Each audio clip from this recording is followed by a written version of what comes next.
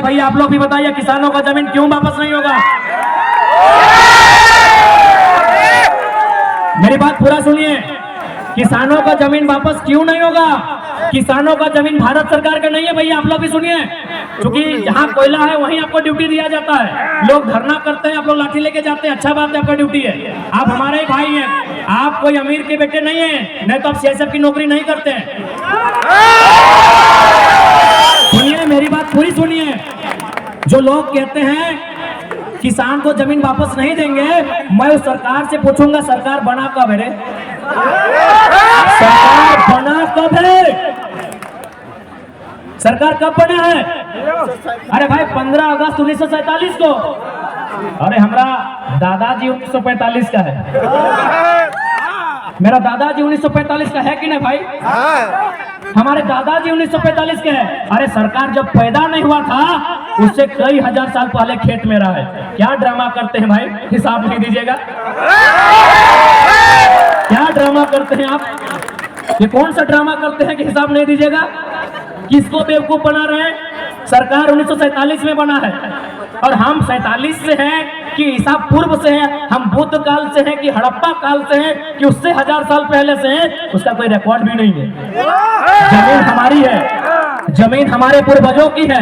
इसीलिए संसद से ये सवाल होगा कि जो जमीन आपने लिया है कंपनी के नाम में, फैक्ट्री के नाम में, उन जमीन के रिकॉर्ड पता कीजिए कि जमीन किनका था। उस जमीन को जो गड्ढा किए हैं उसमें बालू डालिए, गिट्टी डालिए, छरी डालिए और लास्ट में मिट्टी डालिए और किसान को जोतने के लिए वापस कीजिए। अगर देश की सरकार ये करेगी, कोई सरकार रहे, तब हम मानेंगे ये गांधी का देश है, नहीं तो नहीं मानेंगे। तभी मानेंगे ये गांधी का देश है। अरे भाई अजीब है, आप कहते हैं गांधी का देश है, गांधी का देश है, गांधी का देश है, और केवल गांधी की तस्वीर है, केवल महात्मा गांधी का फोटो है, केवल महात्मा गांधी की मूर्ति है। गांधी के विचारों की हत्या ये रोज करते हैं। अरे नाथूराम गोडसे ने 30 जनवरी 1948 को गांधी के शरीर की हत्या की थी। आज सरकार में बैठे लोग, मंत्रालय में बैठे लोग, ब्यूरोक्रेट्स में बैठे लोग गांधी के विचारों की हत्या नहीं, गांधी के विचारों की हत्या भी करते हैं और उनके आदर्शों को अपने पांव तले कुचल देते हैं। ये नहीं था गांधी का विचार, ऐसा नहीं था गांधी का देश, ऐसा नहीं था गांधी के सपनों का भारत। अगर गांधी के सपनों का भारत देखना चाहते हैं तो सबसे पहले जो विधायक एक दिन में 1 करोड़ कमा रहे हैं उसको बंद कीजिए। ये गांधी का विचार नहीं है। गांधी का विचार है resources are made for our need. Resources are made for, भले रिसर्च का मतलब समझ चुके, इंग्लिश का कहावत है, रिसर्च मतलब कोयला। अरे क्या टिक टिक करे, बंद कर। रिसर्च मतलब, रिसर्च बहुत होता है लेकिन सिर्फ कोयला समझिए। रिसर्च मतलब कोयला।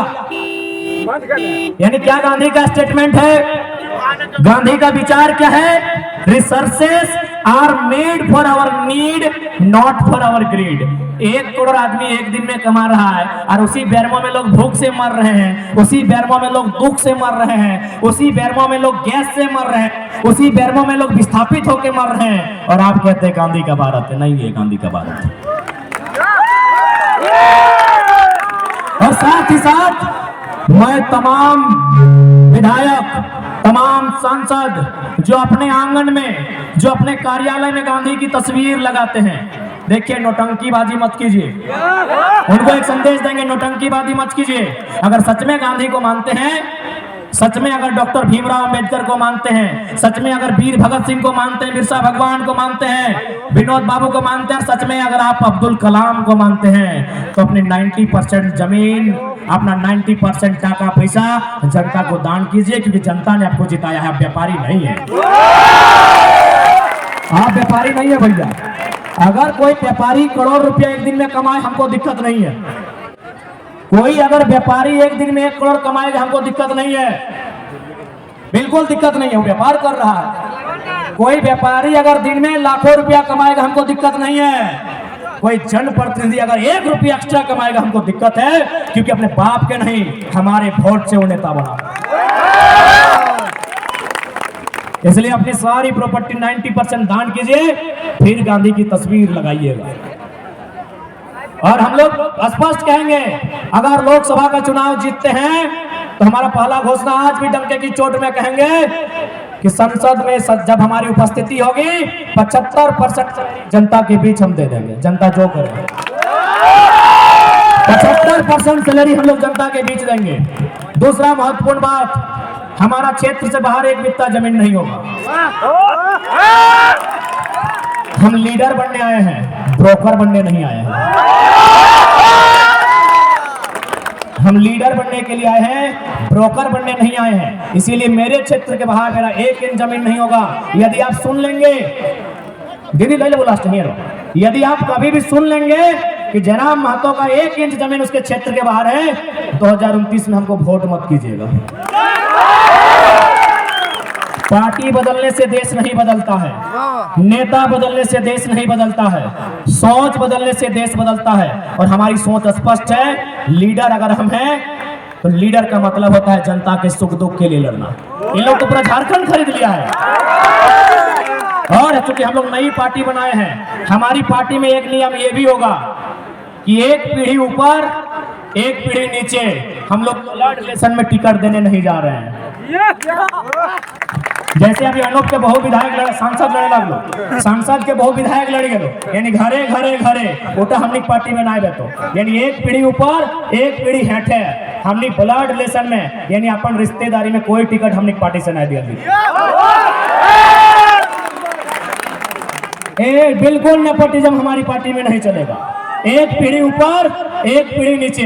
अब ओकर बाद अगर कोई टैलेंटेड आदमी आएगा तो की करवा, हमने केवल 50 साल बाद अगर कोई आएगा तो भाई उठावे पारी। यानी हम लोग के जीते जी हम लोग का पॉलिटिकल कैरियर जब तक रहेगा, हमारे परिवार से कोई नया लीडर नहीं आएगा। अच्छा कौन परिवार भाई, हमारा परिवार नहीं है क्या? बेटा हमने परिवार नहीं लगे की, हमने माई मौसी दीदी काकी जेठी नहीं लगे की, हमने काका जेठा नहीं लगे की, तो कौन परिवार भाई? हम जिसके लिए चुनाव लड़ रहे हैं उसको दरकिनार करके हम अपना मतलब ब्लड रिलेशन में टिकट देंगे। इसीलिए नेता ओकरे चुनिया जो जनता के बारे सोचे, ना कि अपन पत्नी के बारे। यहाँ सांसदों पत्नी के बारे